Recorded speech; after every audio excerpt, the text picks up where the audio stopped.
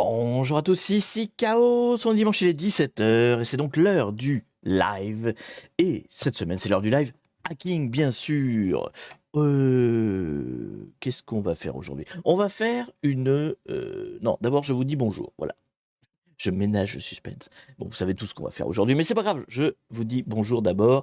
Bonjour donc Gallium 698, bonjour Xeon 221, bonjour Cabot, bonjour BRX Snap, bonjour Iti, bonjour Stelios Nosos, bonjour Charlie 0188, bonjour Hades Gamer, bonjour JJ Acer, et bonjour Erlich Joseph, bonjour Sundays, et bonjour les autres. J'ai été trop vite, je vous ai rattrapé avant que vous ayez le temps de dire bonjour, c'est pas grave.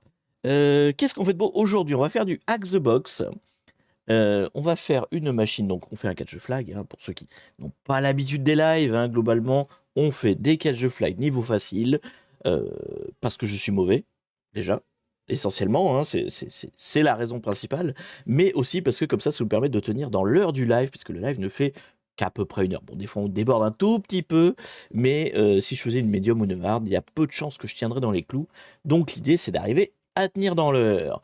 Et bonjour 4103 et bonjour Illysoft. Bienvenue sur ce live. Donc aujourd'hui, on va faire une machine Hack the Box. On va faire en l'occurrence celle-ci qui s'appelle Precious, avec mon superbe accent, qui est donc une machine retirée, hein, comme d'habitude, évidemment. Mais c'est une retirée, j'ai vu, c'est parmi les gratuites. Donc ça veut dire que si vous avez un compte Hack the Box, même si c'est un compte gratuit, vous pouvez faire cette machine-là. J'imagine qu'elle était dans les machines actives il n'y a pas si longtemps que ça, et donc c'est une des dernières qui a été retirée. Donc en général, vous avez, avec le compte gratuit, les 2 dernières retirées, je crois, un truc comme ça. Donc, eh bien, vous avez accès à cette machine-là, donc vous pouvez la faire en même temps que moi. Ouh là là, elle est dure celle-là. Ah merde. Comment ça, elle est dure celle-là? Elle est bien marquée easy, hein. Tout de suite, vous mettez la pression. Elle est marquée easy. Bon, on verra bien. C'est du Hack the Box, de toute façon, c'est toujours plus dur que le Try Hack Me. Mais c'est pas grave, s'il faut qu'on s'y mette en plusieurs lives, on fera plusieurs lives, hein, tant pis. Mais bon, on va essayer de tout faire quand même en une fois. C'est l'objectif. Bonjour, qui c'est ça? Cédric, bonjour à toi. Tu penses que les labs de RootMe ou HTB peuvent aider les débutants? Alors, alors RootMe, je connais peu, hein, j'y vais assez peu sur ce site-là. Par contre, Hack the Box, ils ont mis une espèce de lab starting point, ils appellent ça, pour vraiment les débutants. Je trouve qu'il est extrêmement mal fait. Donc il n'est pas du tout bien pour les débutants. Si vous voulez débuter, il n'y a pas de miracle, c'est Try Hack Me. Try Hack Me est un site pour débutants. Hack the Box fait semblant d'être un site pour débutants, mais n'est pas du tout un site pour débutants. Alors j'ai vu qu'ils avaient fait des formations, mais c'est autre chose. Il y a une partie formation effectivement dans leur site, et en plus je crois pas qu'elle soit beaucoup gratuite, mais le site principal, on va dire, il y a un starting point débutant qui n'est pas pour les débutants, qui est pour les gens qui s'y connaissent déjà, qui est super mal fait. Donc plutôt Try Hack Me si vous êtes vraiment super débutant. Et si vous êtes vraiment débutant, faites pas des catch the flag, c'est-à-dire pas des machines en fait, où il faut trouver les flags, faites plutôt des challenges. Les challenges, en fait, c'est juste des petites épreuves où il y a une seule petite chose à réfléchir, en fait. C'est, faut mettre une injection SQL, faut mettre une injection de commande, mais il n'y a qu'une chose à faire. C'est les challenges. C'est mieux de commencer par les challenges, et une fois que vous maîtrisez bien les challenges, de passer à l'étape au-dessus, qui est la machine en elle-même. Bon, après, mon opinion, hein, vous n'êtes pas obligé d'être d'accord avec moi, évidemment. Easy sur Xbox, c'est moyen, oui, voilà. Il y a des Xbox plus simples. Je sais pas, hein, elle est marquée 4, Machine Rating 4, 6. Bon, elle est bien votée. On verra bien, hein. Vous me mettez tout de suite la pression. Je confirme, le starting point n'est pas adapté, je l'ai fait et j'ai rien compris. Mais moi aussi, enfin, théoriquement, je suis censé quand même m'y connaître un peu. En plus, je faisais du Xbox avant qu'ils aient sorti le starting point. Et en fait, il est mal foutu. Il est mal expliqué et il est censé être un truc qui te guide pas à pas. Et en fait, pas du tout. J'ai trouvé merdique. L'équivalent sur Try Hack Me était beaucoup mieux fait. Alors après, maintenant, ils ont fait une partie éducation, là, une partie formation et tout, mais j'ai jamais trop regardé dedans. Donc peut-être c'est mieux fait de ce côté-là. Parce que j'ai l'impression que j'y arriverai jamais à tout connaître, les exploits, etc. Alors, si moi j'y arrive, le but de ces lives, c'est quand même de montrer que si moi je sais le faire, tout le monde peut le faire. Parce que je suis mauvais. Hein. Je suis sans doute, alors je suis peut-être pas le plus mauvais hacker du monde, c'est Nubosaurus qui réclame ce titre, hein, d'être le plus mauvais hacker de la francophonie en tout cas. Donc je peux pas lui prendre sa place, hein, il l'a déjà prise, mais je dois pas être loin derrière. En vrai, il est sûrement meilleur que moi d'ailleurs, mais bon, voilà. Ça, ah, moi, il a réclamé sa couronne, je peux pas lui voler. Hein. Gna, gna, gna. Et il y a aussi Academy Xbox. Oui, c'est ça, ils ont fait un truc formation. C'est ça qu'il faut que je fasse, alors c'est sur THM les challenges. Bah, moi franchement, alors que ce soit Xbox ou TryHackMe, peu importe, hein, mais les challenges c'est mieux pour démarrer, je trouve. Je trouve. Après sur TryHackMe, moi ce que j'aime bien, c'est que je vous l'ai déjà expliqué, hein, les machines sont guidées vraiment de bout en bout. Donc tu peux faire une machine avec des questions qui t'orientent vers le truc et tout, ça t'aide énormément sans forcément lire la soluce. Tu es guidé dans ta progression et c'est très bien pour les débutants. Ce que ne fait pas Xbox. Xbox, c'est la soluce ou rien, quoi. Tac, tac, tac. Tu connais le site The Black Side? Non, ça me dit rien. Tu es pentester de métier? Pas du tout. Je suis. Alors, j'ai été un temps consultant en cybersécurité de manière indépendante. Maintenant, je suis embauché dans une boîte, mais je fais pas. La sécurité est plus ma casquette principale, en fait. J'en fais, hein, mais c'est pas ma casquette principale. Je suis chef de projet, quoi, globalement, chef de projet informatique. Très technique. Là, oui, l'Académie Xbox, très technique, d'accord. Bon, allez, bref, sur ce, parce que je cause, j'ai même pas démarré. On va continuer à causer, bien sûr, hein, mais en même temps, on va quand même avancer sur la machine. Qu'est-ce qu'on fait d'habitude? C'est toujours la même chose. On démarre par l'inventaire de ce qu'il y a sur la machine. Je rappelle l'objectif. On est face à une boîte noire et on veut devenir l'administrateur de cette boîte noire. Donc pour ça, on va fouiner jusqu'à trouver la porte d'entrée, mettre le pied dans la porte, tout fracasser et rentrer comme une brutasse parce qu'on est sur un catch de flag. Dans la vraie vie, les techniques qu'on apprend en catch de flag ne marcheraient qu'à moitié parce que ce sont des techniques qui sont pas discrètes. Quand on fait une machine sur catch de flag, enfin sur TryHackMe, Xbox, etc., qu'on fait des catch de flag, on veut bourriner jusqu'à être route et on y va comme des bourrins. D'ailleurs, un coup sur deux, on plante la machine, on est obligé de la rebooter.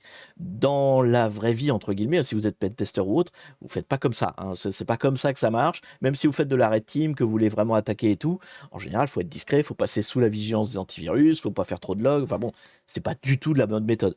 Là, on voit plus l'aspect les failles, comment on exploite la faille, mais on voit pas l'aspect comment on est discret en fait, ou comment on évade les mécanismes de défense. Là, il n'y a jamais de firewall, il n'y a jamais rien qui nous empêche. Donc, on est tranquille, on va dire. Mais bon, bref. Allez, pour la première étape, c'est toujours pareil. On essaie d'identifier les portes d'entrée et comment on va attaquer. Donc pour ça, moi, j'utilise Nmap. Vous n'êtes pas obligé d'utiliser Nmap. Si vous préférez d'autres outils, n'hésitez pas. Je vais ouvrir mon petit fichier texte. Hop là, je vais me le mettre comme ça. Pif paf pouf. Là, j'avais rien à laisser ouvert. Non, ça c'est bon. Je sais plus. Qu'est-ce que. Oui, voilà, ça. C'est ça qu'il me fallait. Que je me mette bien toutes les fenêtres au propre. Et on va pouvoir attaquer. Donc la machine, c'est la 1010 1189. Let's go, let's go. Le bon gros upload Mimikatz en évite, quoi. Alors, cela dit, pour ceux qui ont suivi un petit peu l'actu, l'actu cyber, il y a un groupe très connu, évidemment je dis un groupe très connu, j'ai oublié le nom, chinois, qui est backupé par l'État, hein, donc c'est un groupe de hackers d'État. Qui ont hacké je sais plus quoi et en fait il y a eu le code de leur attaque qui a leaké et c'est une attaque complètement dégueulasse justement à base de gros uploads de Mimikatz et tout machin.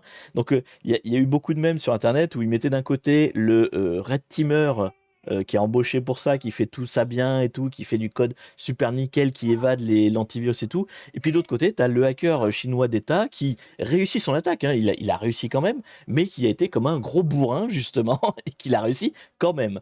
Et évidemment, l'entreprise a dit que l'attaque avait été faite de manière, je sais plus comment ils disent ça en anglais, mais nous avons été victimes d'une attaque avancée. Vous savez, à chaque fois dans les médias, quand une boîte se fait attaquer, elle se fait attaquer par une attaque de très haute volée, de très haute technique.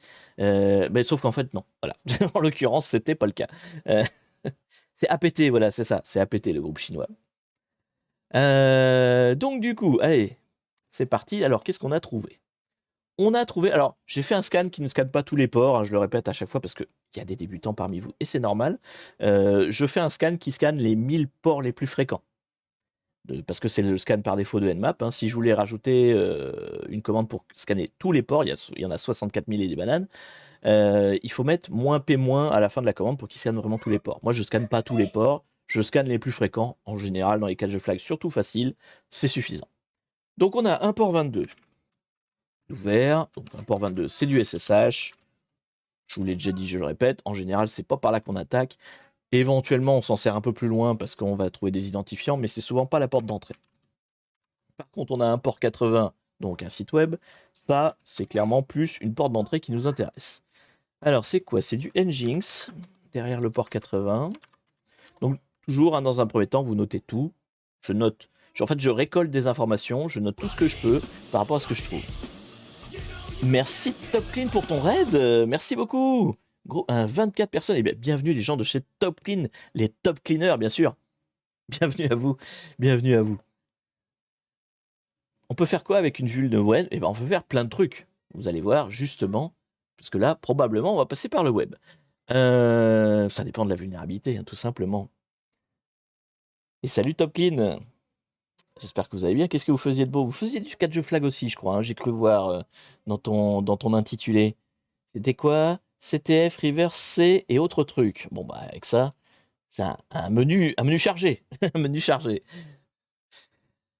Donc, qu'est-ce qu'on a d'autre comme information? On a comme information que le DNS attendu, enfin le nom du host en fait, hein, de la machine qu'on attaque, s'appelle en fait precious.htb, ce qui est assez logique, hein, parce que bon, dans Hack the Box, toutes les machines s'appellent quelque chose.htb, et bon, la machine s'appelle Precious, donc on aurait pu deviner hein, que c'était precious.htb, mais là en l'occurrence, le scan nous le dit, donc autant le noter, ça peut servir plus tard. Notamment ce qu'on peut faire tout de suite d'ailleurs, je vais le faire dès maintenant, c'est éditer notre fichier host, pour qu'on ait, cette information-là déjà de garder. Ça nous évitera sûrement des problématiques plus tard quand on va tester le site web, etc. Donc on va déjà dire que l'IP 10.10.11.189, eh bien c'est precious, hop là, precious.htb. C'est fait tout de suite, comme ça on n'en parle plus. C'est généralement une bonne pratique parce que si on veut aller sur le site internet, bon, on peut y aller par l'IP évidemment, hein, mais des fois il y a des images qui ne chargent pas, des trucs comme ça. Donc si on veut la pleine expérience, on va mettre ça comme ça sera plus propre. Alors CTF, oui, on parlait d'un CTF de ce week-end. Eh ben écoute, j'espère que vous êtes bien échauffés, comme ça vous allez pouvoir bien me backseater. Non, je rappelle, on ne backseat pas. Parce que forcément, toutes les machines que je fais sont des machines retirées, il y a la soluce en ligne. Donc tant que je ne vous dis pas expressément « donnez-moi l'aide, donnez-moi la soluce », il ne faut pas me la dire. Alors vous avez le droit de suggérer des trucs si vous n'avez pas lu non plus, hein. Vous avez le droit d'avoir des hypothèses, mais vous n'avez pas le droit de me donner la soluce. Sinon, c'est pas drôle. Hein, voilà. Si je me contente bêtement de recopier la solution, je ne cherche pas. Et vous savez bien que c'est quand j'en chie et que je cherche que c'est le plus rigolo, parce que je me décompose. Je me décompose. Pour ceux qui ont déjà vu les lives où je fais des hard, des insane, des choses comme ça, eh bien, déjà, je baisse. Vous voyez, au fur et à mesure du live, je descends comme ça. Et puis après, on m'entend pleurer. Non, c'est quelque chose. Les replays sont sur YouTube, pour ceux qui veulent voir à quoi ça ressemble. Bref, allez. Donc, on a trouvé un site web et on a trouvé un port SSH. On n'a que ça a priori. On va aller tâter sur le site web, voir ce qui s'y passe. Donc, évidemment, je ne suis pas mon propre conseil qui était de j'ai noté le nom du host. Je n'ai pas besoin d'y aller par IP. Je vais y aller par l'IP. Voilà, je suis comme ça. Plein de contradictions. Je ne m'appelle pas Chaos pour rien. Je me suis mis un truc en avant, je ne le fais pas. Alors attendez, là la fenêtre est beaucoup trop grande, que je vous mette ça de manière lisible. Hop. Voilà, ce sera plus joli comme ça. Et comme ça, ce sera encore mieux. Voilà. Qu'est-ce que c'est que cette page-là? Alors, donc c'est une page qui nous dit conversion d'une page web en PDF, d'accord? Entrer une URL pour aller la chercher, donc d'accord. Donc a priori, on entre ici une URL, on appuie là et ça nous fait un PDF. On va pas s'arrêter là, on va quand même faire toute notre petite recherche sur le site web. Je vous rappelle, on est dans la phase d'inventaire, d'analyse, de recherche. On essaie de prendre toutes les informations qu'on peut. Et donc pour ça, oui, ça sent l'injection, clairement, oui. On va sûrement injecter un truc là-dedans, là. Mais bon, on va voir au fur et à mesure. Déjà, je veux être sûr que je rate pas une autre page à côté, vous voyez, avec des informations dessus. Donc ce qu'on va faire, c'est qu'en fond, on va faire tourner un petit scan sur le site web. Je vais le faire à côté, en parallèle, hein, comme ça, on va pouvoir s'amuser en même temps. Je sais jamais, c'est -u, -h, j'ai perdu, c'est -u. Ok. Donc là, on va utiliser dire cherche pour qu'en fait, il parcourt le site web pour essayer de trouver d'autres pages. Voilà. Alors, avec un dictionnaire de base, hein, dire cherche par défaut, mais bon, des fois, c'est suffisant pour les catch de flag. C'est pas parfait, hein, peut-être qu'il va louper des trucs, mais voilà, s'il me donne des choses, c'est bon à noter, ça m'intéresse, je le fais tourner en tâche de fond, et comme ça, on n'est pas embêté. Je vais moi-même chercher un petit peu à la mimine, parce qu'on sait jamais, je peux voir des trucs, notamment dans le code source, si jamais il y a des choses qui s'y passent. Alors, dans le code source, ma foi, il n'y a que dalle. Submit post, donc c'est une méthode post, c'est sur elle-même. Il rappelle la page, en fait, donc c'est un formulaire HTML, tout ce qu'il y a de plus con, hein. Mais l'action, c'est il rappelle la page, donc ça doit être un index.php, un truc comme ça, avec donc les arguments en post. Ok. Donc là, a priori, en tout cas, on voit rien de particulièrement faillible. C'est un formulaire où on pousse des informations, quoi, mais c'est tout. Ça ne dit pas plus que ça. J'aurais dit une France insoumise. Ah oui, une LFI. Pour ceux qui n'ont pas la ref, hein, LFI, donc France insoumise, la France insoumise c'est LFI. Et en langage sécurité, LFI c'est Local File Inclusion. Donc ce serait effectivement... Alors Local File Inclusion, je ne sais pas si c'en est une là, honnêtement. On va voir ce que ça fait, parce qu'en fait je ne sais pas ce que ça fait. Alors on va rentrer une URL. Je ne sais pas, on va lui mettre Google par exemple. HTTPS. Si je lui mets Google, est-ce qu'il va aller me chercher Google et me faire un beau PDF? Parce que ça se trouve, ce formulaire ne marche pas en plus, hein. Pour ce qu'on en sait. Pour l'instant, ça n'a pas l'air de me renvoyer grand-chose. Ne peut pas lire l'URL. Bon, ça commence bien, ça commence bien. Si je lui mets lui-même, si je fais le genre localhost, si je fais... Ou carrément lui-même, en fait. Donc, Precious. Allez, on va lui dire, va chercher ta propre URL, va chercher toi-même. C'est Inception. Inception. Si je lui dis d'aller chercher soi-même, est-ce qu'il trouve quelque chose? Ça a l'air de marcher plus, hein. Marche pas son truc, là. Non, peut pas le load non plus. Et si je lui mets l'IP? Donc 1189. C'est la merde? Bon. Bon. Ok. Il y a aucune URL qui répond. Donc à chaque fois, il nous met cannot load remote URL. Donc ce formulaire est trompeur, on va dire, hein. Pour l'instant, ça n'a pas l'air de fonctionner et que ça fait quoi que ce soit. Ouais. Peut-être si je mets pas le HTTP. Je mets juste localhost. Si je mets juste localhost, il trouve quelque chose?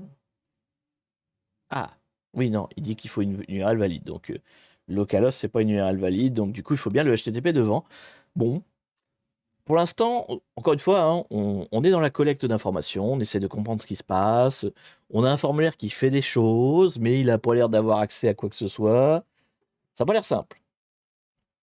Ça n'a pas l'air simple.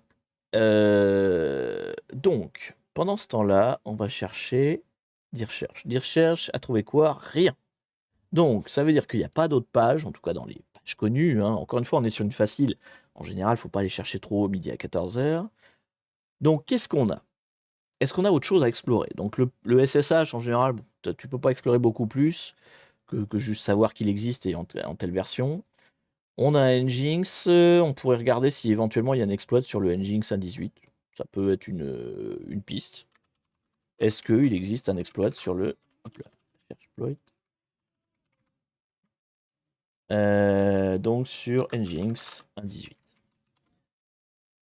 A priori non. Le OpenSSH c'était quoi? C'était un 8.4.1p, je crois pas. Bon, après je les connais pas tous par cœur, hein, mais je crois pas que ce soit une version spécifiquement faillible non plus. Non plus. Donc il nous reste quand même ce formulaire. C'est tout ce qu'on a. Donc il va falloir travailler à partir de ça. Qu'est-ce qu'on peut faire pour essayer de le faire travailler quelque chose? Il n'arrive pas à s'appeler lui-même, il n'arrive pas à appeler Internet. Est-ce que éventuellement il pourrait nous appeler nous? parce que quand on fait des machines, hein, Xbox, Raimi, etc., on est dans le même VPN en fait. Donc on est finalement comme si on était d'un point de vue réseau, comme si on était à côté de la machine. Parce qu'on monte un VPN au début. Donc c'est pour ça qu'il n'y a pas de firewall, il n'y a pas d'histoire de NAT, il n'y a pas d'histoire comme ça. Mais donc, théoriquement, ma machine à moi, elle est juste à côté, il n'y a pas de firewall entre les deux. Donc si si ce formulaire marche vraiment, il doit être capable de me lire moi en fait. De me lire ma machine à moi. On peut faire le test assez rapidement. On va monter un serveur web et on va juste le regarder, est-ce qu'il vient. Non, c'est Python 3.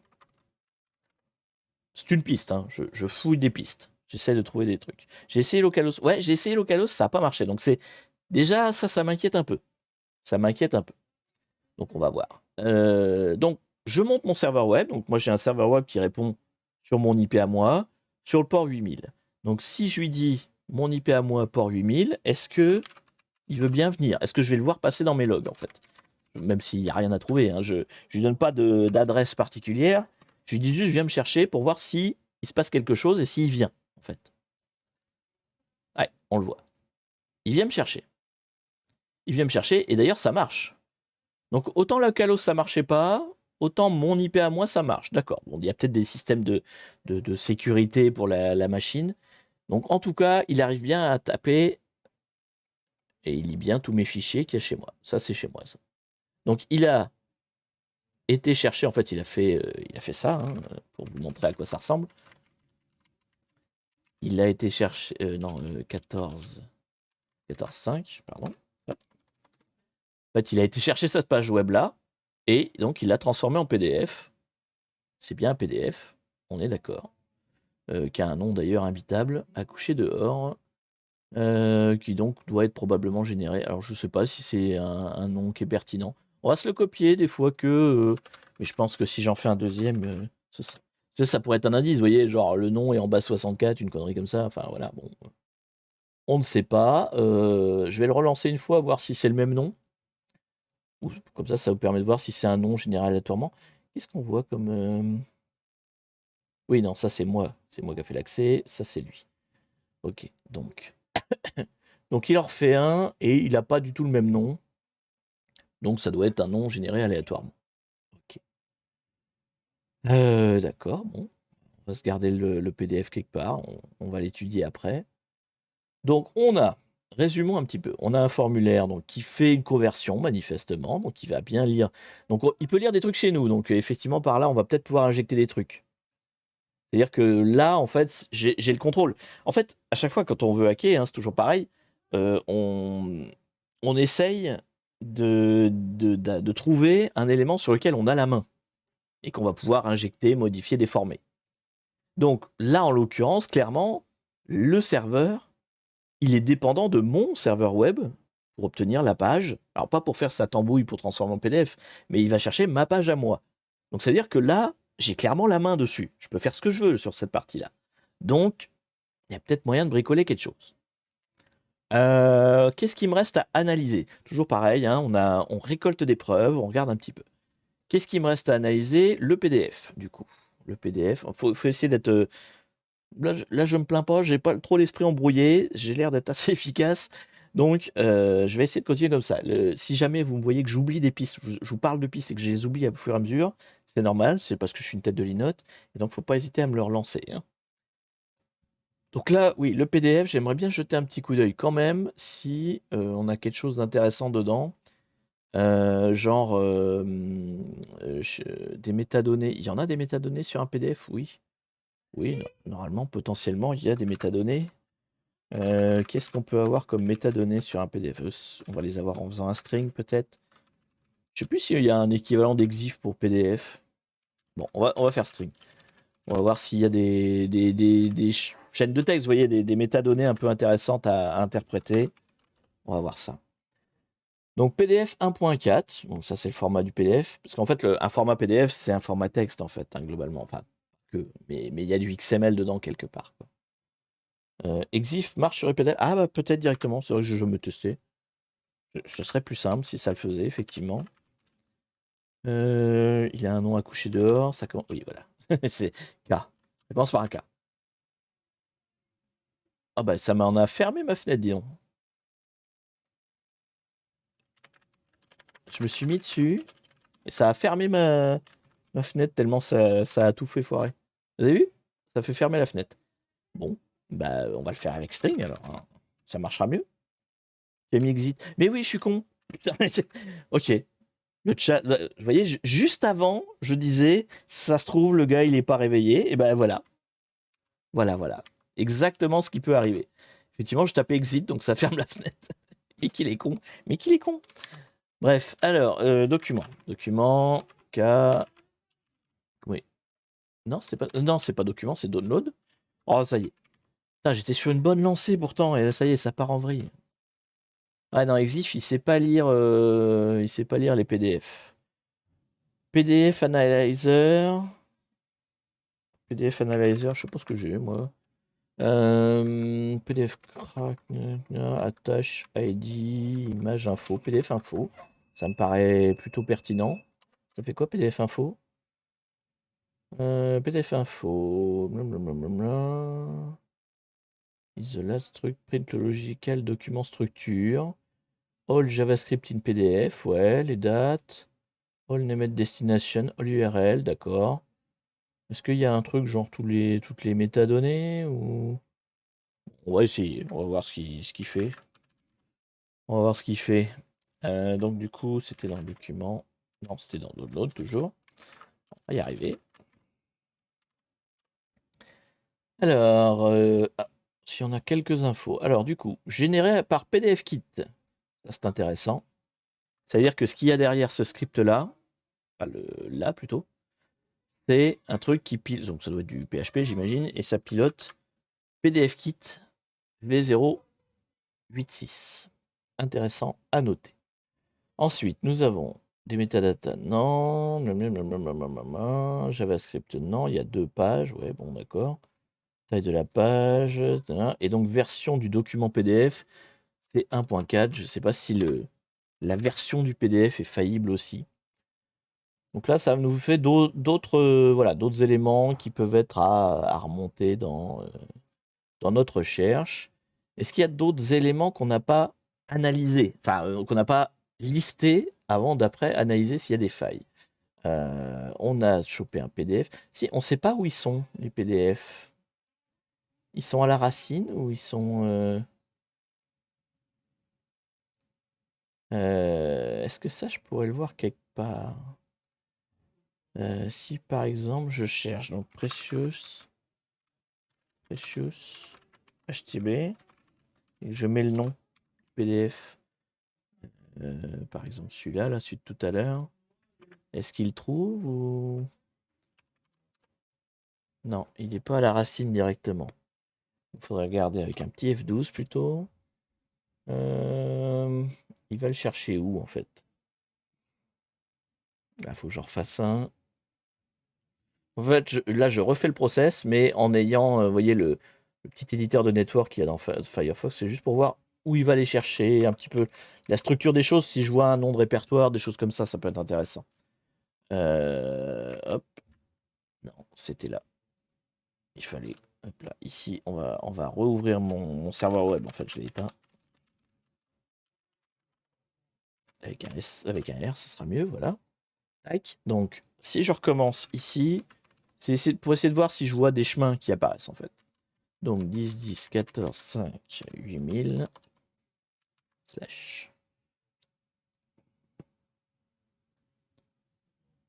Ouf. Ah bah il me l'enlève. Donc en fait, ouais, c'est vraiment, il t'envoie le document directement en fait. Il n'y a pas de... Il va pas le chercher en fait. Il le génère à la volée, il te le file, je pense, dans un stream HTML, enfin dans du... Enfin, pas HTML, mais dans le protocole HTTP, il t'envoie le document tel quel. En fait, il le garde pas. Bon.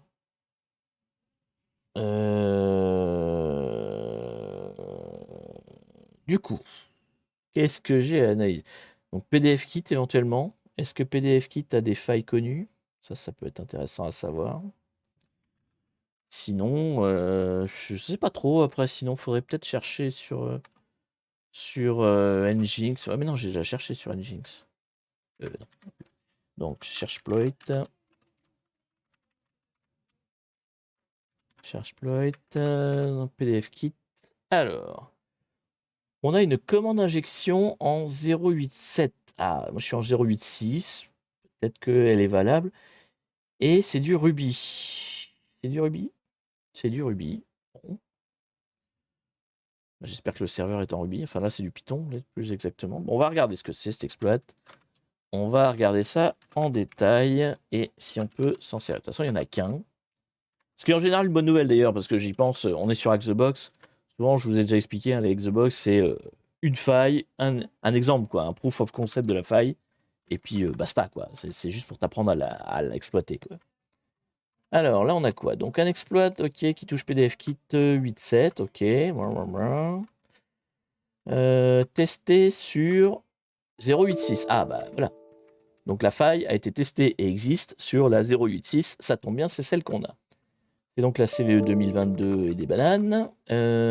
Donc le paquet PDF kit de 0.0.0 jusqu'à donc la 0.8.7.2 est vulnérable à une commande injection où l'URL n'est pas proprement n'est pas proprement nettoyée. Donc ça veut dire que on peut faire une commande d'injection dans l'URL qui est donnée, d'accord. Donc a priori, ici. C'est-à-dire tu mets ton URL et là tu dois pouvoir injecter une commande derrière. C'est bon à savoir, on va regarder comment il fait. Comment il fait? Pif paf pouf. Donc là il nous demande la commande, ouais. Il n'y a pas un petit détail de comment fonctionne le truc? Non. Bon. On va tourner le truc, hein, mais ça a l'air d'être un script très détaillé, donc il doit gérer tout un tas d'erreurs, je pense. Bon, écoutez, on va l'essayer. On va l'essayer. Idéalement, il faudrait prendre le temps de bien analyser de pourquoi, qu'est-ce qu'il fait, etc. Faut éviter de récupérer juste les scripts et puis lancer comme ça sans réfléchir. Moi, je le fais parce que je vois qu'il est déjà 17h30 et que je vous rappelle, j'ai qu'une heure. Mais il faut quand même prendre le temps. Pas hésiter hein, de reprendre même qu'on y arrive ou pas à la fin de la vidéo, en off, prenez le temps de regarder un peu plus en détail, quoi. Donc, commande d'injection, d'accord. Comment ça marche? Donc, -s, reverse shell mode, provide local IP and port to general reverse shell payload with. D'accord. -c commande. Provide command to general custom payload with. Ok. Et il le fait pas directement, en fait, il me génère le payload. Et je me démerde pour le faire moi. URL au website running Julia Podkit. Ouais. Post parameter au website. Voilà, chose. Bon, d'accord. Écoute. Il me génère le payload à ma place. Donc, si par exemple je veux qu'il fasse un Wamai, comme ça que ça marche. Donc, custom command, bah, c'est pipeau en fait. C'est tu mets l'URL et tu mets Wamai au bout en fait. C'est juste ça. Si c'est juste ça, on va pas on va pas se faire mal. On va pas se faire mal. Donc, du coup, c'est bien la peine d'avoir un script de 10 mètres de long pour au final faire juste un. Est-ce que je garde l'espace? Ouais, peut-être qu'il est pertinent. On va le laisser. Donc en gros, tu mets ton URL, un espace, et puis ton injection derrière ça. Eh ben, on va tester. Cannot load. Est-ce que j'ai lancé mon serveur? Oui, il est là. Ruby 404. Ah, faut peut-être pas mettre l'espace du coup. Attendez. Si je lui précise, donc du coup, c'était moins W, c'est ça? Et donc, l'URL, c'est 10.10. La cible, donc 10.10.189. Non, 14. 14.5.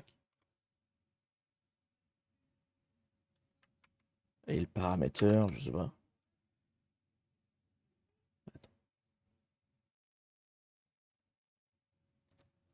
On va le refaire sans le. Au pire, si j'ai regardé, c'est quoi le CVE exactement parce que.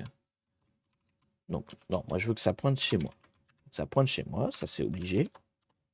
Mais je vais pas mettre d'espace après et je vais juste mettre l'injection. Donc moi je veux mettre Wamai. Hop, injection. Ça marche pas. Donc c'est plus compliqué que ça. C'est plus compliqué que ça. Voilà, custom command in quote if it has space. Non.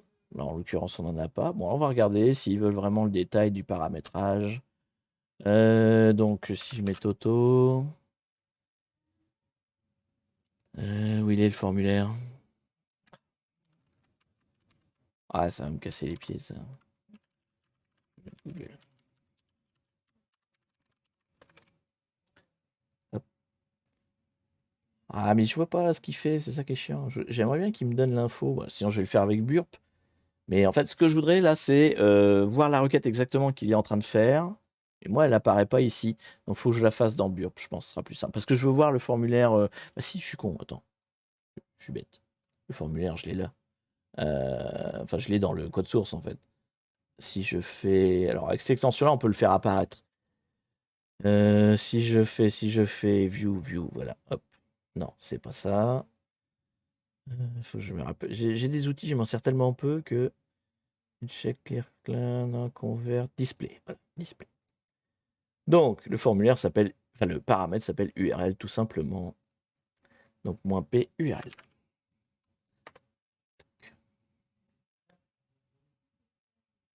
Could not connect to website. Ben non.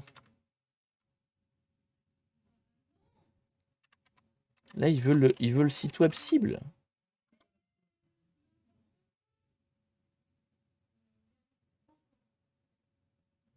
Ok. Je sais pas si ça a marché. C'est bizarre comme. Je comprends pas comment il est foutu l'injection en fait. Là, il dit juste qu'il les met au bout de la commande, mais. Le payload, c'est ça. Pourquoi le payload, ce serait ça en fait? Genre, en même temps, j'ai pas essayé. J'ai voulu faire le malin, mais j'ai même pas essayé le truc qu'il me dit au début, quoi. Si je fais le payload, là, ça marche, ça? Oui, non, il veut pas.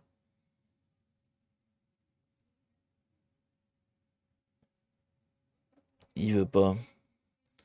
On va peut-être essayer de regarder c'est quoi la CVE, parce que manifestement, l'exploit, on peut pas l'utiliser tel quel, quoi. Il doit y avoir une subtilité quelque part, sûrement, qui fait que... Alors, attendez, là, il y a quoi? Il y a reverse shell.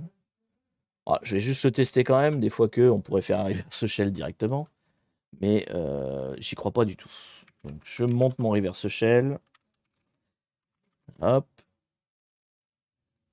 Et je regarde si le truc automatique y arrive, mais bon, j'ai un gros doute. Donc du coup, c'est -s, -s. Local IP, local port. Donc local IP 10, 10, 14, 5. Local port 4 du coup. -w l'URL, -p URL, c'est le nom du paramètre. Est-ce qu'il y arrive comme ça? J'ai pas l'impression. Donc local IP, oui. Website, oui. URL, payload. On a mis un listener, ça n'a pas répondu. Donc je pense que l'injection n'est pas bonne. Par contre, c'est intéressant de noter, tiens, je vais la garder ça. Il y a la commande là derrière qui serait à injecter si jamais ça marchait. Mais je pense qu'il merdoit quelque part là dans la façon d'injecter. Donc on va lire l'exploit. On va aller regarder dans le détail comment. Enfin, c'est quoi l'exploit? Donc je vais récupérer la CVE. Donc CVE 222. 2022 plutôt. Hop. Et on va aller étudier un petit peu plus en avant. Qu'est-ce que c'est que cette CVE?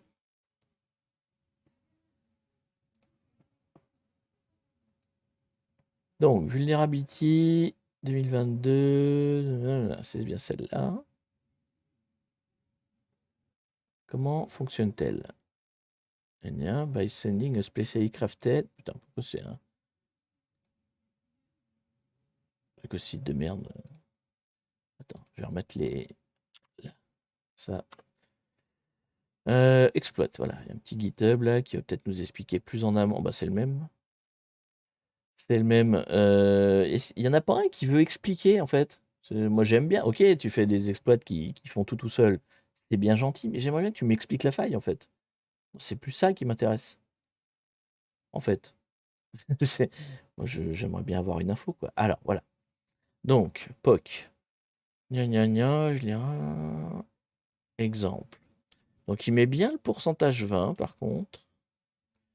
Donc, exemple, gna, gna, par name, par machin. Donc, il le fait directement dans l'URL, en fait. Il fait directement dans l'URL. Going to PDF, j'ai dit executing. Ouais, donc en fait, il injecte ça. Et après, il regarde en PDFKit et ça. Non, PDFKit, pardon. Et ça injecte à ce niveau-là. Donc, il transforme ça. Ouais, d'accord. Et ça arrive jusqu'au bout. Donc, il exécute bien les commandes. Donc, c'est plutôt dans l'URL que ça se passerait que.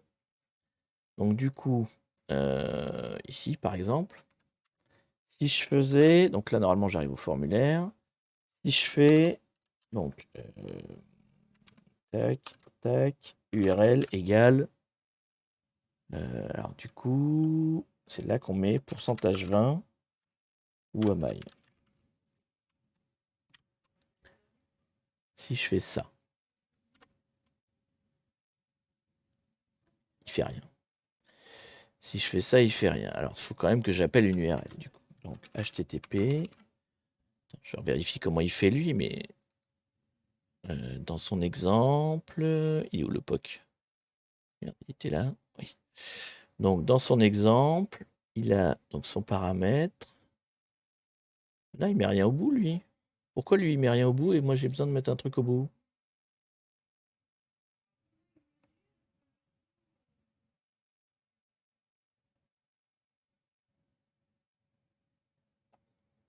Ah, il faut mettre name, il faut pas mettre URL? Attends. Gna gna gna, il faut un paramètre append to contain une URL code des caractères. Et shell commande subsiste ce sens. Oui, mais ouais, ça on est d'accord.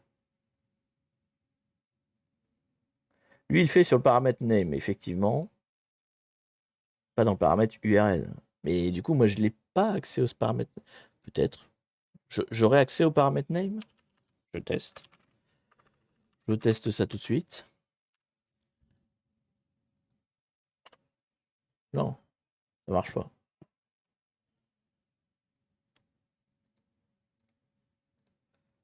Donc,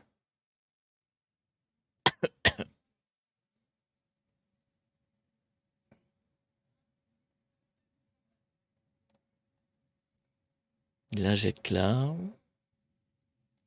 On voit pas un exemple de.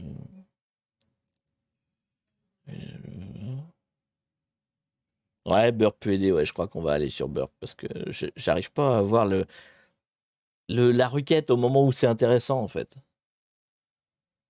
Il faut quand même qu'ils viennent chercher quelque chose, sinon ils s'arrêtent bien avant en fait. Pourquoi là il dit que tout va bien? Alors attends, dans son truc, lui. Gna gna. Donc copy the payload above into PDF function.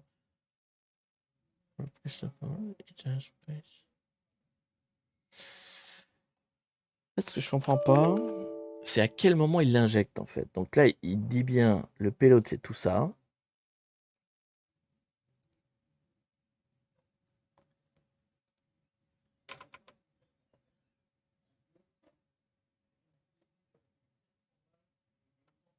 Pourquoi ça marcherait pas en fait? Parce que là, il injecte. En fait, il injecte pas ce que je veux en fait. Est-ce qu'il faut que je lui mette ça? Faut pas qu'il ait un redirect peut-être? Encore mon point4 qui tourne, ouais.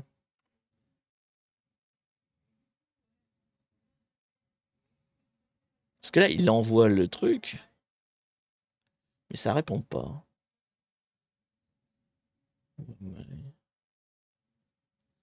Pourtant, moi, quand je me l'envoie, ça marche. Ça marche. Ça exécute pas l'action, évidemment, mais c'est plus vicieux que ça.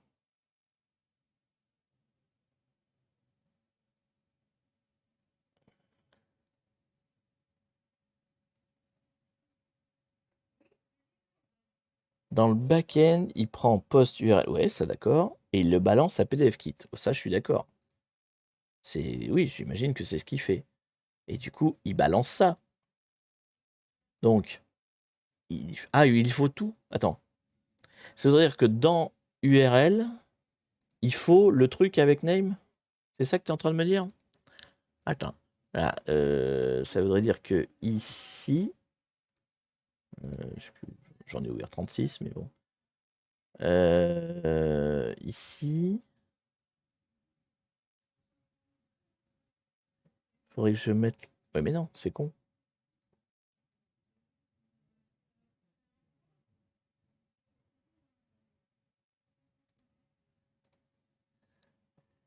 Bien, 4103, je pense que tu vas en avoir marre avant la fin de ce live, hein. Parce que je, je vais, je vais clairement avoir du. Je vais tellement pas comprendre ce que tu me dis que tu vas en avoir marre et à force. Mais c'est pas grave, hein. Mais me backseat pas trop par contre. Pourquoi il met pas le. Ah oui, il n'y a pas le slash. Ah pardon. Il n'y a pas de point slash. Oui, mais ça marche pas mieux.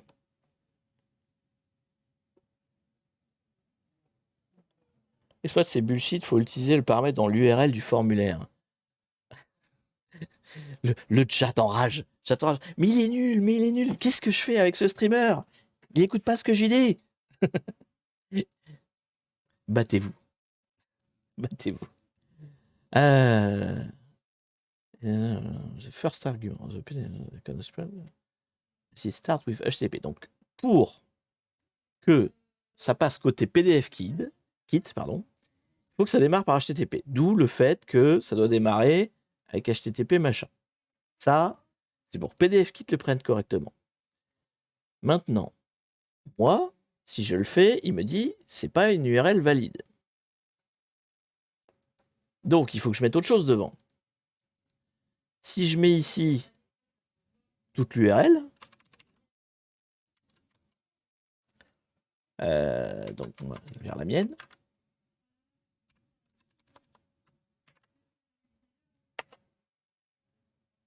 Pour moi, ça devrait marcher. Ben, ça marche. 1, 2, 3, 4, 5. Ça marche. Bah alors, attends. Qu'est-ce que j'ai fait de différemment? Attends, je l'ai fait ça tout à l'heure. Ça, je l'ai fait. Je suis désolé. Je suis sûr d'avoir fait.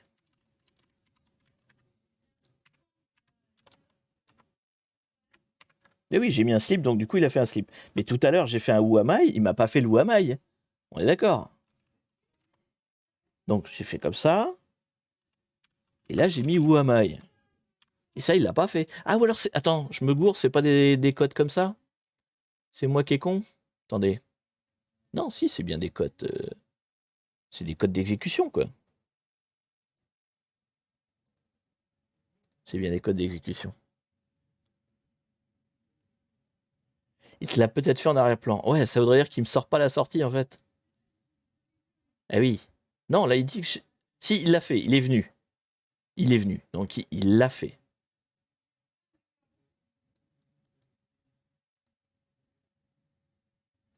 Donc du coup, faudrait que j'injecte... Mais oui, mais du coup, pourquoi ça marche pas, là, avec leur Ruby machin? Donc si j'injecte ça, là... Alors, remarque, c'est peut-être l'exploit qui est pour bon. Peut-être. Peut-être que le... D'ailleurs, c'est du Ruby. Je sais pas si... Je connais pas bien les reverse shell en Ruby, d'ailleurs. À l'occasion de regarder. Là, je prends celui qu'il m'a donné dans son exploit, mais ça se trouve, il est pourri, en fait. Donc là, logiquement... Donc effectivement, le Wamai, il me le montre peut-être pas. Effectivement, c'est peut-être là où je me suis fait avoir, et du coup, je suis parti sur d'autres trucs. Donc, logiquement, on a une URL qui commence par HTTP, on a le passage de l'espace, et on a une injection. Il n'y a pas d'autre... Mais par contre, je ne sais pas si cette injection-là marche. Là, alors, on va voir. Du coup, j'avais bien ouvert le port 1, 2, 3, 4. On va vérifier ici. Ouais. Est-ce que ça fait quelque chose? Oui, ça fait quelque chose. Bon, bon, d'accord. Je me suis fait avoir parce que le Wamai renvoyait rien, en fait. Je me suis fait avoir juste parce que le Who am I répondait rien. Bon, autant pour moi. Parce qu'en fait, il me rendait pas le PDF. Donc, n'ayant pas le PDF, bah, je pouvais pas voir le résultat de ma commande. Là, en l'occurrence, bon, bah, il a fait ma commande puisque on a un shell ouvert. Bon, écoutez, on va pas s'en plaindre. Au passage, on aura appris que c'est du Ruby. C'est pas du PHP. C'est donc du Ruby. Et bah, j'ai trouvé un exploit pour... Enfin, j'ai donc droit à un reverse shell en Ruby. Bref, nous voilà donc en Ruby. On pourrait... Putain, il est moins 10. Oh là là. Ça n'avance pas. Donc c'est juste qu'on était en aveugle. En fait, je voyais pas quand je faisais une injection de commande, j'avais pas de PDF qui revenait. Et du coup, bah, pour comprendre, c'était plus compliqué. C'est ma faute. Donc, on a perdu un peu de temps. Maintenant, on va essayer d'escalader. Tu peux faire le user, voir le route. Ah, tu crois que j'ai le temps en 10 minutes? On va voir. Là, je suis en user, donc Ruby. Donc maintenant, hein, on a fini l'injection. On a fini le premier pas dans la machine. On a le pied dans la porte. On est dedans. Et maintenant, on veut chercher à monter toujours plus haut pour passer de Ruby. Donc là, actuellement, on est en Ruby à route. Alors déjà, mes suspects usuels, est-ce qu'on a quelque chose en sudo? Il faut le mot de passe, je ne l'ai pas, donc je ne peux pas regarder en sudo. Est-ce qu'on a quelque chose en... alors attendez, je vais quand même aller voir sur les sudoers si je vois quelque chose. CD, etc sudoers. 4. Je ne l'ai pas. Et là, est-ce que je peux voir des trucs?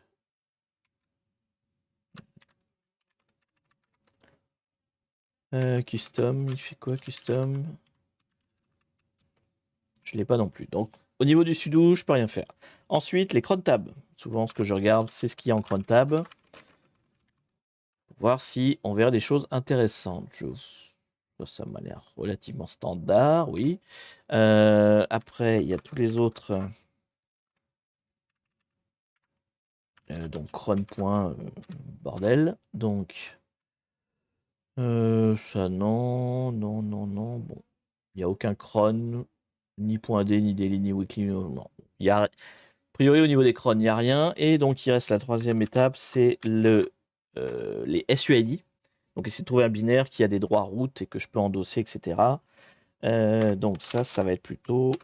je sais jamais, je sais plus, c'est 4000 ou 6000. On va mettre 6000. J'ai un doute, mais à chaque fois, j'ai un doute. Mais on va s'en sortir, vous inquiétez pas. Et donc là, qu'est-ce que j'ai qui ressort? Est-ce qu'il y en a qui me parlent? Journal, je connais pas le journal.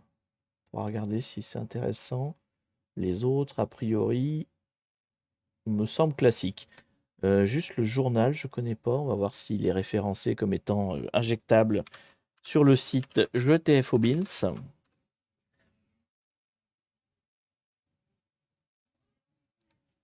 Hop là, journal. Journal, CTL. Bon, il n'y a rien en SUID. Il n'y a pas l'air d'avoir de SUID. Donc on a fait les suspects habituels, donc les sudo, les cron tab et le SUID. Ça n'a pas l'air d'être là. On va regarder un petit peu ce qu'on a d'autre. Si éventuellement on a des mots de passe qui traînent, des choses comme ça. Qu'est-ce que j'ai là? Donc là, je suis dans un... Alors c'est vrai que je connais pas Ruby, moi. Hein, donc on va y aller un peu à l'aveugle. Hein. Bon, je voyais un truc config déjà. Peut-être ça peut être intéressant. RU parce que c'est russe ou RU parce que Ruby? Alors, ouais, donc c'est juste, il importe une config qui est dans la config, dans le dossier config. Donc il y a quoi là-dedans? RubyGem Bundler, d'accord. Alors, ça me parle pas, mais je vois pas de mot de passe, quoi, globalement. Hein. C'est un peu l'idée, je vois pas d'identifiant, de choses un peu sympathiques qui pourraient être réutilisables. Gemfile, je sais pas ce que c'est. Il y a quoi dans ce Gemfile? Ah, de biper! Je sais que vous adorez ça. Tac. Alors, il y a quoi là-dedans? Non. Sinatra. J'ai pas regardé les users tout bêtement. Hein. Qui c'est qu'on a comme. Est-ce qu'on va aller directement de Ruby à route ou est-ce qu'il y aura quelque chose au milieu? Il y a éventuellement Henri au milieu. On va se le marquer. Et Laurel. Ouais. Ça peut être des users au milieu quoi, qui sont intermédiaires avant d'être route. Du coup, il a un home là. Je pourrais peut-être aller voir. Je vais voir si j'ai des droits là-dessus. Merci Skylight pour ton prime. Merci beaucoup à toi. Pifafou. Bon, on va continuer de fouiller. L'important, fouiller. Donc du coup, si je vais dans PDF, c'est là que sont générés mes PDF, c'est ça? Il n'y a rien dedans, mais bon, peut-être. Et dans public, il y a quoi? C'est le site, j'imagine. D'accord. Et app. On va peut-être avoir du code, non? Contrôleur. Il y a quoi là-dedans? PDF Ruby. Alors, on voit un peu le code. Est-ce que ça va me porter quelque chose? Sinatra base. Ça doit être une bibliothèque, du coup, Sinatra. C'est une librairie. Donc, généralité de base, d'accord. Tuc, tuc, tuc, tuc, tuc. Là, il n'y a rien de plus que ça. C'est le code de la. En fait, c'est le code du formulaire, hein, globalement, parce que c'est ce qui renvoie le message d'erreur. Donc, ça, c'est contrôleur, d'accord. Et du coup, dans View, est-ce qu'on va avoir d'autres infos, peut-être?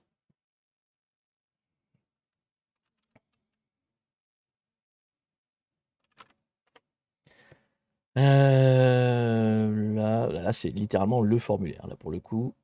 Donc, View, c'est le formulaire, et contrôleur, c'est l'action qui est lancée par le formulaire. Bon. Tout ça ne m'aide pas beaucoup, ne m'aide pas beaucoup. Qu'est-ce qu'on pourrait trouver? On va remonter plus haut, hein. Si c'est pas là, c'est que c'est ailleurs, hein. Peut-être dans le lock, là, je sais pas ce que c'est. Ça vaut le coup de regarder quand même.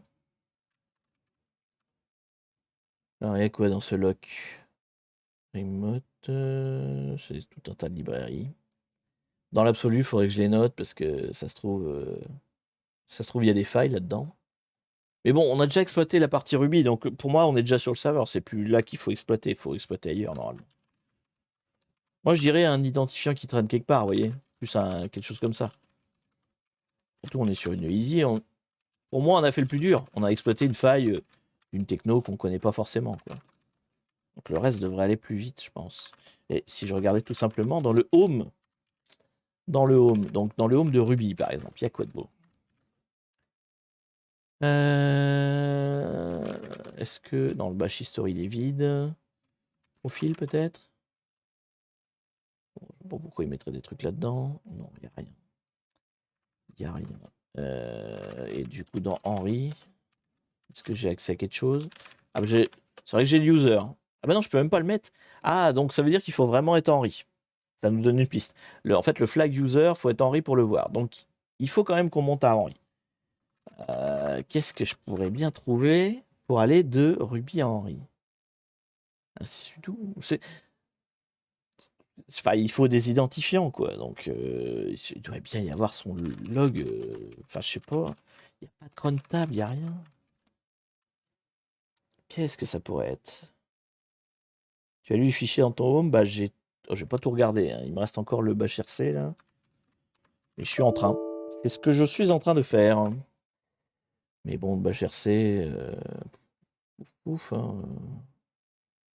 Faut que je fasse un grep tout bêtement, en fait. Si je fais... si je cherche Henry, par exemple. Voir s'il n'y a pas un truc qui cause de Henry quelque part. Non, c'est grep. Non. Attendez. Il peut pas faire un grep? Oui, il peut pas faire un grep. Ah, parce que tout est en point. Et dans bundle, c'est quoi bundle? C'est quoi ça? Ah bah voilà!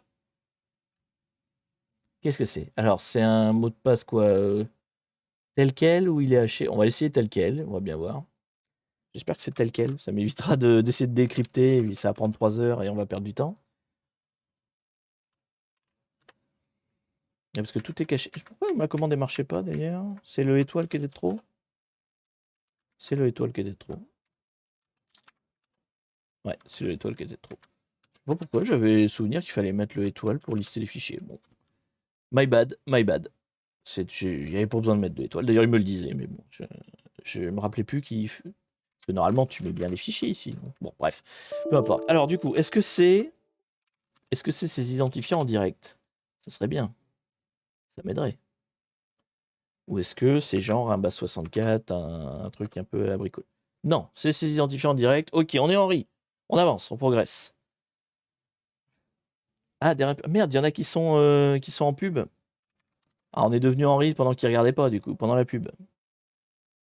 Attends, j'attends que les gens de la pub reviennent de la pub. C'est un peu court pour un H, oui, ça aurait pu. Enfin, c'était un peu court, effectivement. Est-ce que tous les gens de la pub sont revenus? J'ai rien suivi. Voilà, tu es revenu donc. C'est tout bête, hein. On a trouvé les identifiants dans un fichier qui était dans Ruby. Voilà. C'est aussi con que ça. Donc du coup, maintenant, on est en RI. On y retourne. Est-ce que... Ah. On a un sudo. Parce que on y retourne, sudo, cron tabs, suid, hein, mes classiques. Là, clairement, il y a quelque chose. Donc c'est par là qu'on va y aller. C'est par là qu'on va y aller. Comment ça marche? Oh putain.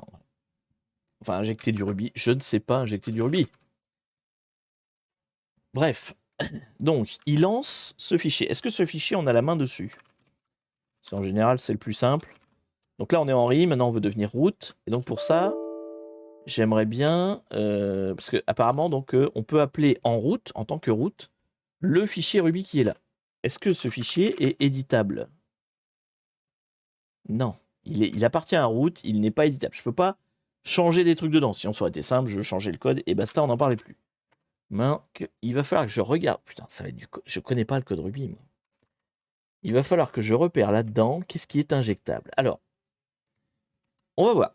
Je ne connais rien en Ruby, mais ce que je sais, hein, encore une fois, on est en mode connaissance zéro, je suis débile, mais je vais chercher Google.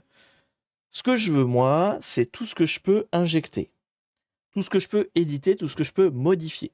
Donc, il faut que je regarde dans ce code s'il y a des éléments qui sont modifiables. Même si je connais rien en Ruby, il y a peut-être des choses que je peux modifier, que je peux voir. Donc, on voit quoi? On voit qu'il y a des variables, par exemple. Est-ce que ces variables-là, il y a un input quelque part?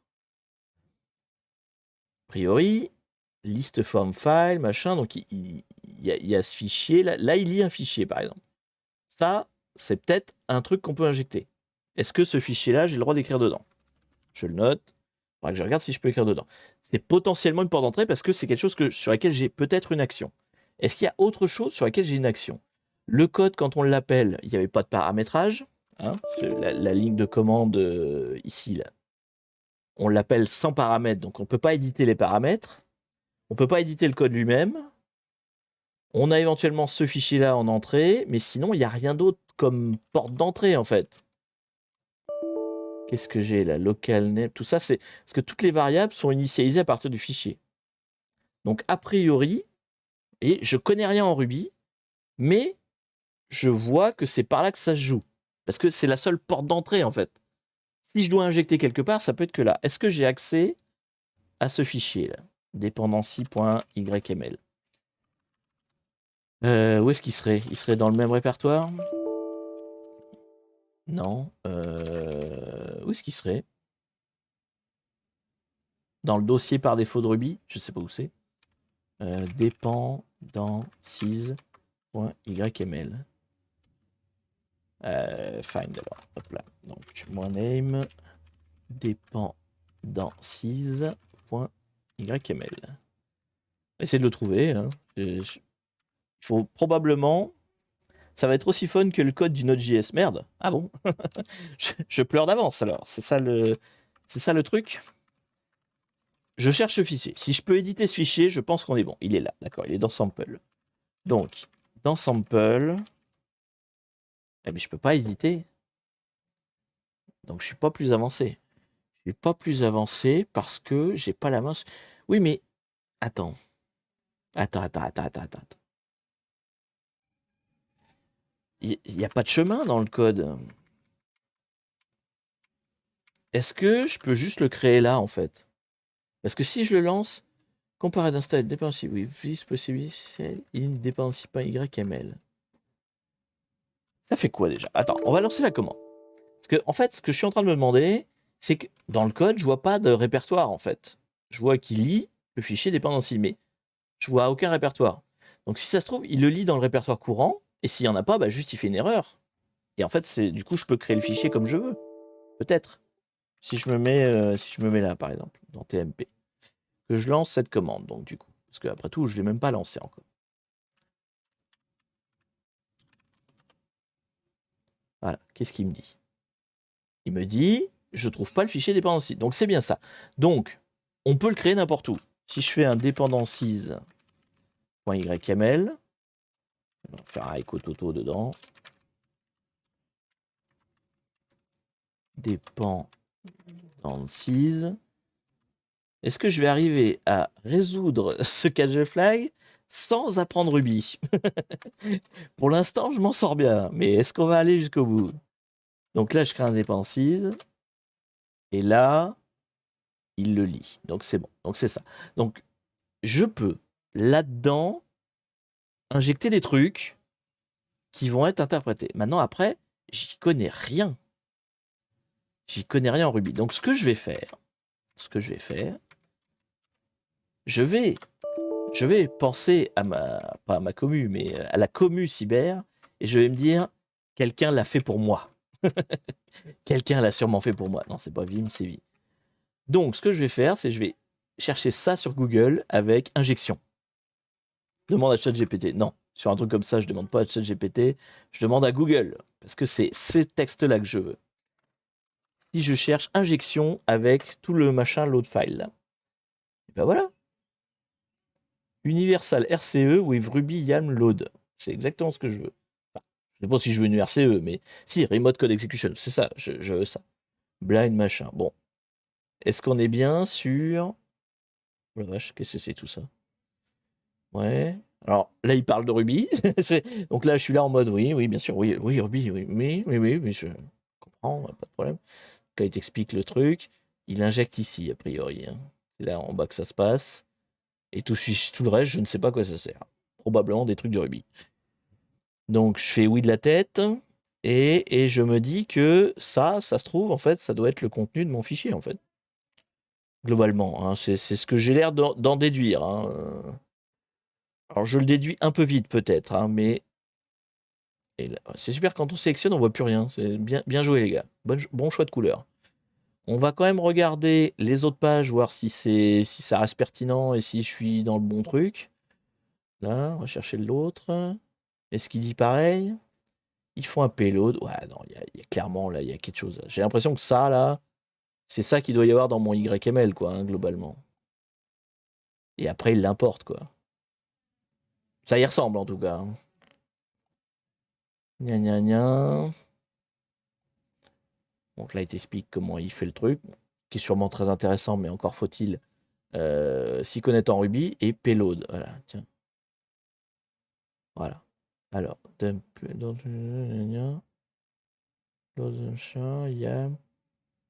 voilà. Donc, des exemples de fichiers qui font le payload que je veux, a priori. Enfin, qui font que je veux, j'en sais rien, mais qui font un truc en tout cas. Elle est où la commande là dans cela? ID. C'est ici en fait. Ici, tu fais la commande. Alors, voyons, on va essayer. Hop, hop. Et si c'est ça, ma foi, on aura speedrunné le non-apprentissage de Ruby. Du coup, c'est dans dépendance 6 que, hop là, dépendance 6 que ça se passe. Oui, coller. Hop. Et donc là, si je balance ça, logiquement, ça doit m'écrire le ID. Oula, ça marche pas du tout. Si, ça me l'a fait là. Et après, ça fait de l'état de merde. Mon fichier ne doit pas être bien informé. Mais il a exécuté la commande en tant que route ici, là. Bon, bah, voilà. Bah, écoutez, je pense qu'on est bon. Il n'y a plus qu'à mettre... allez, je vais mettre un pawn 4, ce sera peut-être plus simple. Je vais faire un reverse. Donc, pawn 4. Peut-être le petit 6000 sur bash et c'est bon. Ouais, peut-être juste bash, oui, t'as raison. Je mets mon pawn 4 au cas où, mais effectivement, peut-être que bash, ça suffit. Si là, au lieu de ID, je mets bash, c'est peut-être suffisant. Effectivement. Merde. Voilà. Là, bash. Putain. Ah! Putain, quand t'es pas sur le bon... Bidi bip. Alors, B-A-S-H. Ok. Et sup, comme ça. Voilà. On y arrive. Donc là, si je fais ça, est-ce que c'est suffisant? Oh putain, c'est suffisant! Olé! On va même pas s'embêter. On y a été comme des bourrins. Mais on est route. Écoutez, l'important, c'est pas la forme. C'est pas le chemin, c'est la destination. Non, pas du tout. C'est le chemin est important. Mais voilà. Voilà comment on peut finir cette machine sans rien connaître en Ruby. Voilà. Merci Google, hein. Merci Google. Mais bon, dans l'idée, c'est ça. Allez, du coup, on n'a pas mis les flags. J'ai même pas rentré le user en plus. Alors, le user, il était dans Home, Henry, User. C'est le moment, normalement, où vous participez et vous allez me dire comment vous voulez qu'on note les choses. Alors, elle est où? Elle est là, hop. Alors, submit flag. Donc, le premier flag, c'est le flag user, donc c'était la faille PDF-Kit. Quelle difficulté on lui met? Pour moi, elle n'était pas super compliquée, il fallait le temps de comprendre. Parce que, enfin, je me suis fait avoir avec l'histoire de il renvoie pas de PDF, en fait. Moi, c'est ça qui m'a plombé. Sinon, honnêtement, la méthode n'était pas dure parce que vraiment, tu mets la commande dans le champ, quoi. Hein. C'était pas. Moi, je dirais 2, 3, enfin, 1, 2, quoi. 1, 2, je dirais. Le chemin est important, mais aller braquer le data center de HTV, ça marche aussi. Bah oui, hein, écoute. Moi, en fait, moi, ce que j'aime bien, mais là, en l'occurrence, c'est pas trop le cas sur cette machine-là. Mais moi, ce que j'aime bien, c'est d'y arriver, pas du tout comme les puristes diraient qu'il faudrait y arriver, en fait. C'est-à-dire que ça m'est déjà arrivé d'exploiter des failles de manière totalement tordue, alors qu'un mec qui s'y connaît à fond, il dit bah t'es con, pourquoi t'es parti dans un chemin complètement bidon tordu, alors que tu faisais ça, ça marchait quoi. Merci Asborg pour tes 32 mois, tu as zappé le stream. Bah oui, qu'est-ce que c'est que ce bazar? Mais bon, 32 mois, tu es pardonné, il n'y a pas de problème. Le hacker du hacker, c'est ça. Bon alors, vous me dites quoi? 1, 3, 2, 3... Ah, vous êtes plutôt à 3, tiens non. Eh ben écoutez, pour vous, elle était... La faille PDF Kit, hein, la partie PDF Kit, pour vous, elle méritait 3. D'accord, bah écoutez, la commu a toujours raison. Je la mets à 3. Et donc, le flag route, il est là. Donc pour le flag route, qu'est-ce qu'on a fait? Donc là, c'était la phase... enfin, que la partie injection Ruby, en fait, la partie dependency. Honnêtement, alors je vous l'ai fait vite. Je vous l'ai fait, c'est vrai que j'avais le temps j'ai peut-être mal expliqué les choses parce que j'avais le temps qui me pressait. Je me suis dit, je vais bourrer. Mais en même temps, ça n'avait pas l'air très compliqué. Alors par contre, j'ai pas compris l'injection, quoi. Clairement, j'y étais en mode, je regarde même pas pourquoi ça fait une injection, quoi. Donc c'est sûr qu'il aurait fallu probablement se demander, mais pourquoi ça crée une injection? Ça aurait été bien peut-être de prendre un peu de temps pour le faire. Mais en vrai, au-delà de ça, il n'y avait rien de compliqué. C'est-à-dire que c'est bête et méchant, quoi. Tu fais le truc comme ça injecte, et bah t'injectes, quoi. Point. Donc là, vous me dites 2, 3. Ah ouais, vous êtes quand même. Pour vous, elle était si dure que ça. Honnêtement, je ne l'ai pas trouvée si dure que ça. Elle m'a fait peur parce que Ruby. Elle m'a fait peur au début. Enfin, elle m'a fait perdre du temps au début parce que j'ai pas vu. Enfin, j'étais con sur l'histoire du PDF qui me rendait pas d'infos, quoi. Que c'était blind au lieu d'y aller comme ça. Donc j'ai perdu pas mal de temps. Mais en vrai, est-ce qu'elle était compliquée?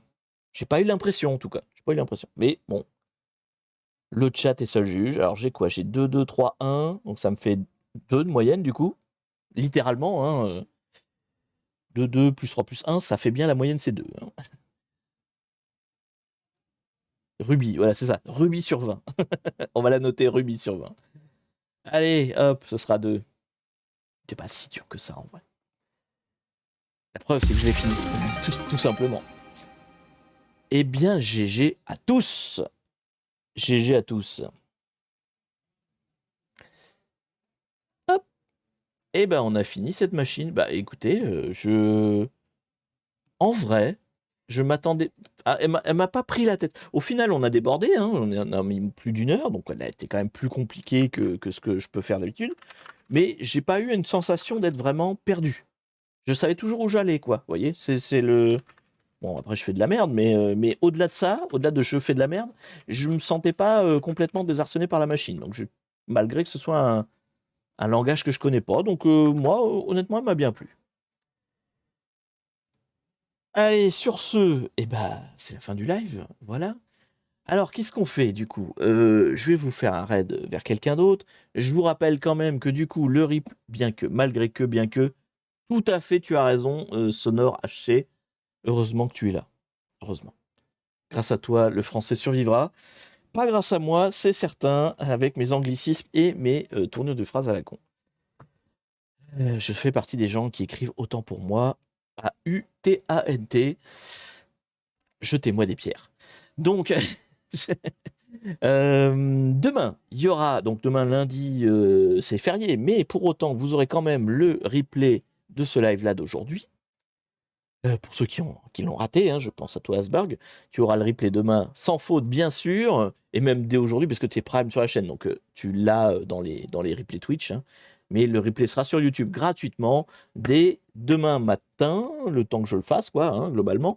La semaine prochaine, on continuera le live de Event Zero, donc qui est un let's play.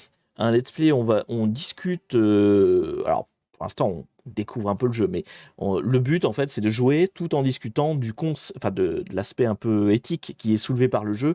En l'occurrence, là, c'est l'intelligence artificielle.